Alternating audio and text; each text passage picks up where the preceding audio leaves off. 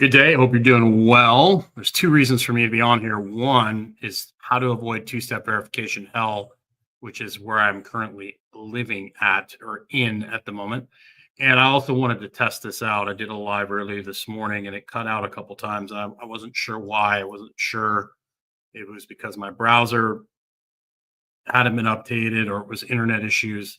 I hope it's not internet issues because I just got uh, fiber put in. So hopefully it's better, but we'll figure it out. So if you don't know, I currently live in Nicaragua, and Nicaragua is great. I compare it to like the United States in the 1970s, early 80s. Like you just can't get things instantly, and a lot of the really good technology is very expensive. And my phone stopped working, and so I am in two-step verification hell. In other words, I can't get into any of my accounts even though I know the passwords. So one of the things I would highly recommend if you're going to go to a borderline third world country is have an extra phone that's eSIM, so that you can switch it over. There's very hard to find eSIM phones here, and if you do find them, they're very expensive. So have a backup phone.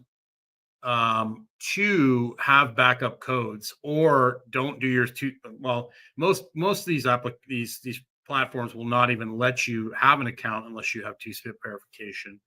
But make sure your two-step verification is email based and not phone based, because I can only get into one of my email accounts, and I can't get into any of my coaching software and stuff at the moment. So and it's very difficult to get a hold of anyone without your account, because most of these programs will not allow you to contact support unless you're logged in. Like AT&T, I can't contact chat support.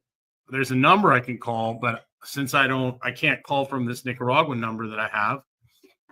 And I've been doing you can call from your computer, and there's a free site to do that, but it only allows an 18-minute call, and by the time you get through all the checks and the verifications, you only have a few minutes left. So I think what I'm going to do later is have a friend of mine go into AT&T in the US, and I'm going to call him on WhatsApp and be like, hey, like, here's what's going on. I've been trying to call for like the last month. I can't get through to anybody. Here's what I need to happen. And then have him send a phone to them and then have it forwarded to me here in Nicaragua. And it takes, it depends. And phones are a little weird because when they go through immigration, they might end up being taxed, or all sorts of different things. So I would just highly recommend, make sure you have backup codes, make sure you have maybe your email, or like, I hate these authenticator apps, but many times the authenticator app is verified by a phone on two-step verification. But if you're going to travel to places like Nicaragua or Honduras, or I don't Belize, any of these countries, Mexico even, make sure you have a backup phone and that you can easily have switched over, so that you can do your two-step verification. Because if you don't have that phone, you are in big trouble. So I hope this is helpful to somebody. I hope this.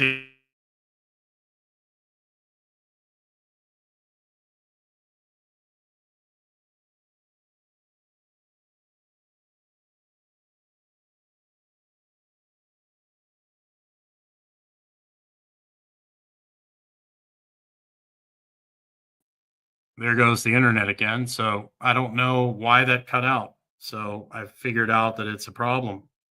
So I'll have to figure out what's the deal with that. Contact StreamYard again. It says I have internet, so who knows? It's the price you pay for the sport you play, right? So hopefully that helps one of you not get yourself in trouble. And of course, thanks for tuning in today. It's good to see you. Tomorrow, I'm actually doing I have two groups: Vitality Brotherhood, Vitality Sisterhood. And one of the ladies in the Vitality Sisterhood asked a really good question about, there's this article on Dr. McCullough's site that talks about, if you do more than like 20-minute strength training sessions a week, it's actually going to harm your health as opposed to improve your health. This article is about dementia. So I'm going to go through that article and look at the research and talk about my thoughts on it. a lot of these articles are designed to get views and clicks. And definitely that's something I'm not very good at. I'm not very good at marketing. I'm not very good at the capturing the headlines and all that kind of stuff. I'm just kind of me. So I'm definitely not a good marketer, that's for sure. But if you find some of my content helpful, there's a couple ways you can support me. You can obviously join the Vitality Brotherhood, Vitality Sisterhood. Those are completely free.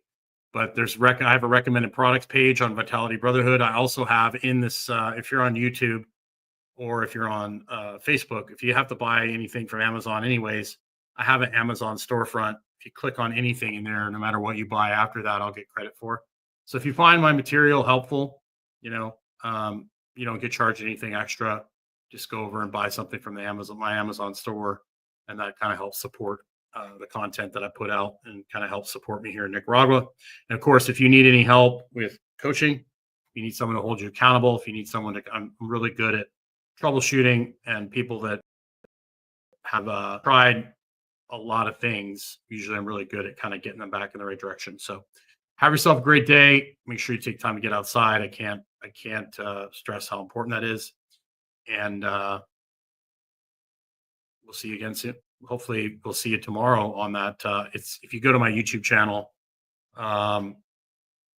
you can set a reminder for tomorrow. I believe I'm doing it at 2 o'clock Eastern. So have yourself a great day and make sure you get outside.